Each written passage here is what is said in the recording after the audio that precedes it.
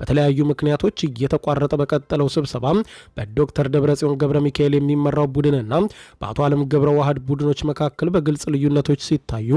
የትግራይ ዕጣ ፈንታ መፍትሄ የሚያገኘው ከፌዴራል መንግስቱ ጋር በሚደረግ መልካም ግንኙነት ነው በሚል ጦርነት አያስፈልግም የሚል አቋም የያዙት አቶ ዓለም ገብረ ዋህድ ከፍተኛ ድጋፍ እያገኙ መምጣታቸው ተገልጿል። የአቶ ዓለም ገብረ ዋህድ ቡድን ህወሓትን ሪፎርም በማድረግ የህወሓትን ህጋዊነት ለማስመለስ በሰላማዊ መንገድ እንታገል እንጂ የትግራይን ህዝብ ወደ ጦርነት ማስገባት የለብንም የሚል አቋም ሲያራምድ በአመራሩ ውስጥም የብዙሃኑን ድጋፍ ማግኘት መቻሉም ተመልክቷል።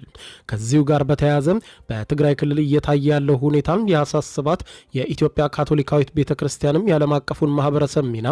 እየጠየቀች መሆኗ ተገልጿል። በአዲግራት የሚገኘው የኢትዮጵያ ካቶሊካዊት ቤተክርስቲያን ኃላፊ ብፁዕ አቡነ ተስፋ ስላሴ